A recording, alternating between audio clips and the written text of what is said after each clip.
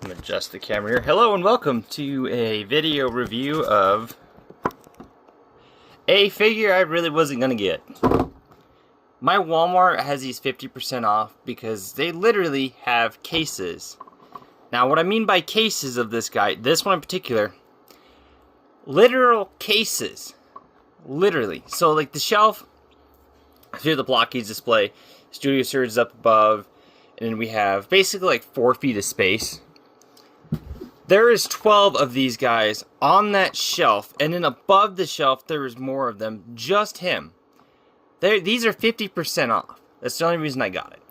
I had no desire to pick these up. I heard good things about them, but my Walmart only got starblitz. So I'm going to do a jump cut, and we'll get him out of the packaging, and we'll see what it's about.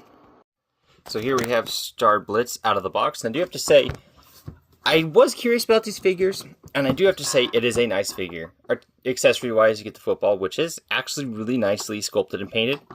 He can hold it. He's got the little pegs on the side of his hand. I do wish he held it a little bit differently. Kind of the same way that Alpha Trion holds the book, I have issues with. It just looks really weird because his hand's here, the ball's here.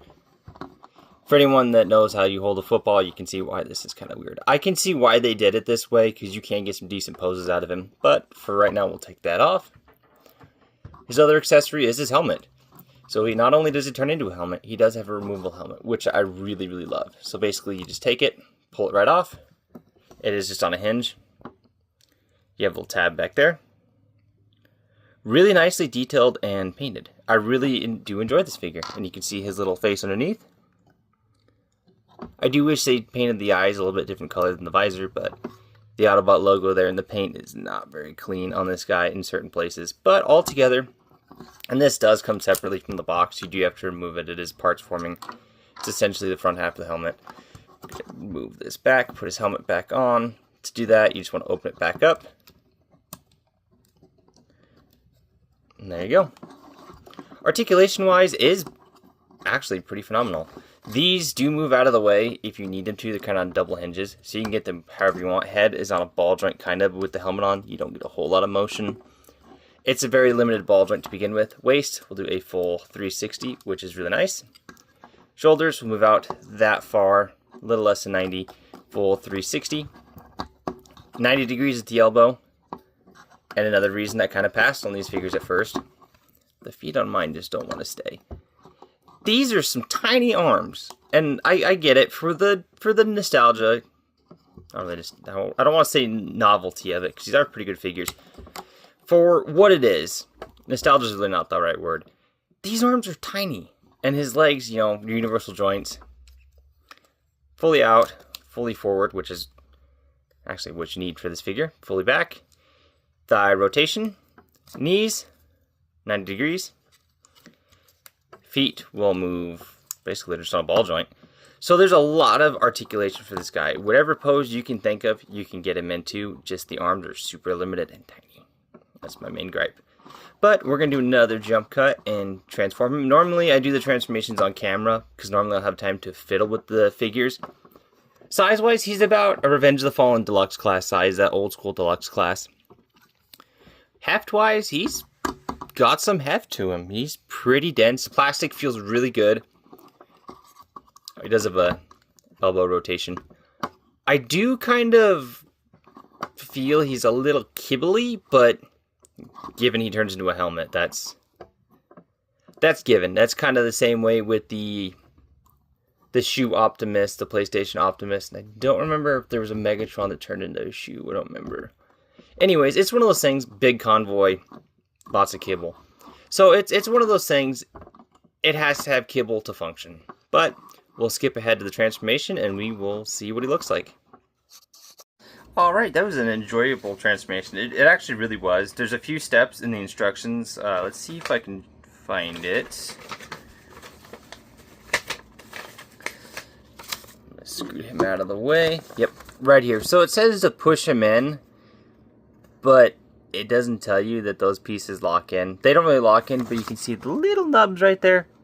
It's kind of hard to see, but anyways, it was a nice, enjoyable transformation. Very panely, very Beast Wars Neo-esque, or Beast Machines with all the panels. And you can see it is actually really nice.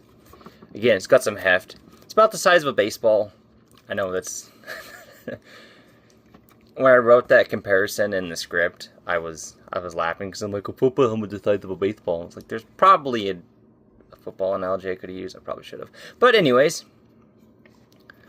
see, really nice. The football does store in there. Everything fits on here, all the pieces and stuff, which is front half here, mouth guard, and the football does hold together.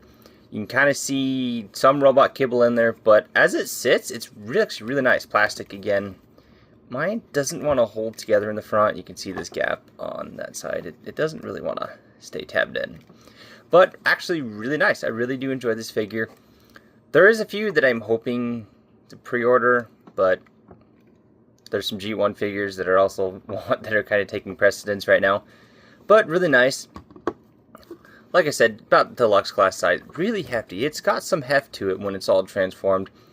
If you can find them, the 30 bucks is steep. Now, if this was like, say, 20, 25, I could wholeheartedly recommend it. I paid 17, I think 18.25 after tax.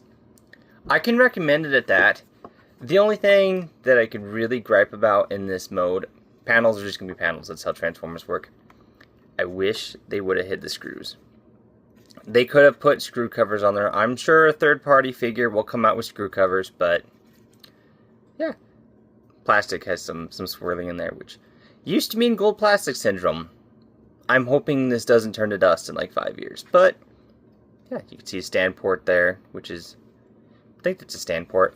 It's a port you can put it on if you really had a stand. I believe, I forget the company that has it, which has got the thicker end of the stand on either end that plugs in the 5mm ports. But yeah, a really nice figure. I would really, I keep showing you the other side, but the underside's actually really clean. And the way everything tucks in, that you don't really, I mean, you get some robot cable. A really enjoyable figure. I would definitely pick one up if you can. I believe all the molds are the same. Their faces might be different. Obviously the coloration.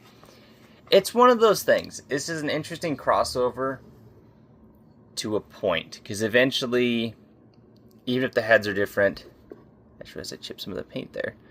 But if the heads on them are different, it's essentially the same figure.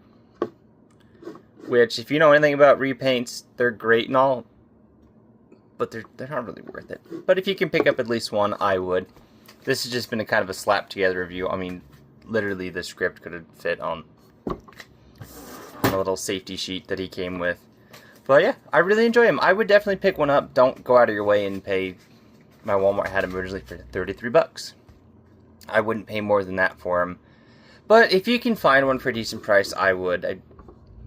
It's a fine figure. It's a really fine figure, but is it one of those ones like, oh my god, I have to have it? No. Is it a really good figure for what it is? Yes. But that's going to be it for this review. Let me know what you think, and hopefully next week I'll have some... This is the newest figure I've reviewed since Bumblebee. My Walmart is super slow to get anything in. I mean, I'm still waiting on the Darkest Hour wave of blockies. My Walmart got them in once, like half a wave. I'm still waiting on them to stock them. So, it's going to be slow going getting new figures. And I do have a lot of older figures to review. Some are not complete, but let me know what you think of this figure, and I will catch you folks next time.